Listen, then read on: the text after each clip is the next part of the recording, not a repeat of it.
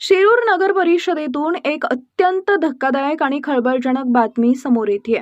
शिरूर नगरपालिकेच्या पाणीपुरवठा योजनेतील लाखो रुपयांचे बिडाचे पाईप गायब झालेत। धक्कादायक बाब म्हणजे खुद्द मुख्य अधिकाऱ्यांनी 22 मे 2026 रोजी याबाबत लेखी पत्र दिले। मात्र शिरूर पोलिसांनी तब्बल 42 दिवस गुन्हा दाखल केला नाही। पोलिसांची ही संशयास्पद भूमिका नेमकी कोणाला वाचवण्यासाठी असा संतप्त सवाल आता उपस्थित होत आहे। भारतीय बहुजन पालक संघाचे राज्य संयोजक नाताभाऊ पाचरणे यांनी थेट पुणे ग्रामीण पोलीस अधीक्षकांकडे याबाबत गंभीर तक्रार केली आहे। सर्वोच्च न्यायालयाच्या आदेशानुसार दखलपात्र गुन्ह्याची माहिती मिळताच तात्काळ FIR नोंदवणे बंधनकारक असताना शिरूर पोलिसांनी कायद्याची पायमल्ली का केली? इतकंच नाही तर एका खासगी विकासकाने कोणतीही परवानगी नसताना हे शासकीय पाईप काढले आणि मुख्याधिकाऱ्यांनी ही पत्रात खोटी माहिती देऊन आरोपींना पाठीशी घालण्याचा प्रयत्न केल्याचा गंभीर आरोप होत आहे। घोटाळ्याची ही मालिका इथंच संपत नाही। शिरूर नगर परिषद हद्दीतील DP प्लॅननुसार असलेला तब्बल 20 ते 25 मीटर रुंदीचा नैसर्गिक नाला माती आणि मलब्याचा भराव टाकून बेकायदेशीरपणे बुजवण्यात आला आहे। तिथं चक्क पक्क्या भिंती उभारून शासकीय जागा हडप करण्यात आली आहे। यामुळे पावसाळ्यात संपूर्ण शिरूर शहरात पूर येण्याचा आणि मोठी जीवितहानी होण्याचा धोका निर्माण झालाय। या प्रकरणात 7 दिवसात दोषी अधिकाऱ्यांवर आणि अतिक्रमणधारकांवर गुन्हे दाखल करून कारवाई न झाल्यास थेट मुंबई उच्च न्यायालयात आणि राष्ट्रीय हरित लवादात जनहित याचिका दाखल करण्याचा इशारा नाताभाऊ पाचरणे यांनी दिलाय। आता प्रशासन या भ्रष्टाचारांवर काय कारवाई करणार याकडे संपूर्ण जिल्ह्याचं लक्ष लागलंय। शिवशाही न्यूज प्रतिनिधी फैजल पठाण, शिरूर। सध्याही नगरपालिकेचे काही पाईपलाईनचे बी पार्ट किंवा पाईपलाईनचे काही सामान चोरीला गेलेले आहे। नेमकं काय चाललं नगरपालिकेमध्ये गोंधळ काय सांगणार याच्याविषयी काय माहिती आहे तुमच्याकडं?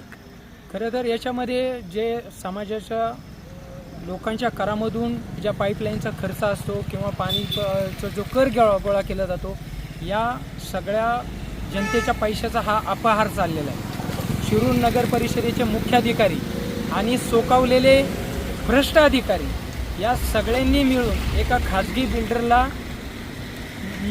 जे आहे तोंडातोंडी हे सगळं प्रकरण केलेलं आहे आणि कोणतीही परवानगी न घेता त्या बिल्डरने हे पाईप काढले आणि ते या भ्रष्ट चोरांनी जे आहे ते विकलेले आहेत। ही सगळी चर्चा संपूर्ण शहरामध्ये आहे आणि हा जनतेच्या पैशाचा चाललेला लूट आहे। याच्यामध्ये नगर परिषदेचे मुख्याधिकारी यांनी 45 दिवसापूर्वी शिरूर पोलीस स्टेशनला तक्रार अर्ज दिलेला असताना 45 दिवसापासून शिरूर पोलीस स्टेशनचे PI हे यावरती FIR दाखल करून गुन्ह्याची चौकशी का करत नाही?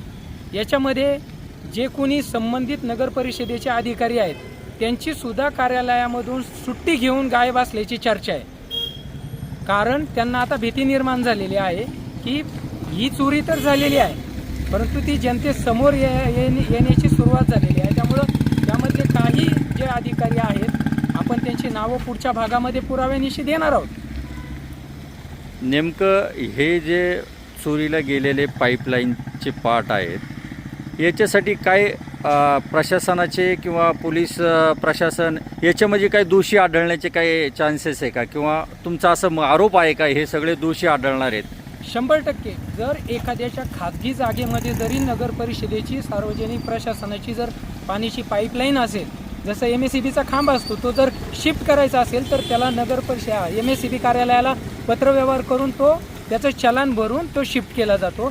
तशीच जर नगरपालिकेची जर पाण्याची पाईपलाईन असेल भले ती बंद स्थितीमध्ये जरी असली तरी त्यासाठी नगर परिषदेच्या मालमत्तेची जे आहे उकरून बाहेर काढण्यासाठी नगर परिषदेची परवानगी लागते आणि त्याची विल्हेवाट लावण्याची किंवा त्याची शिफ्टिंग करण्याची संपूर्ण जबाबदारी ही नगर परिषद प्रशासन विभागाची असते।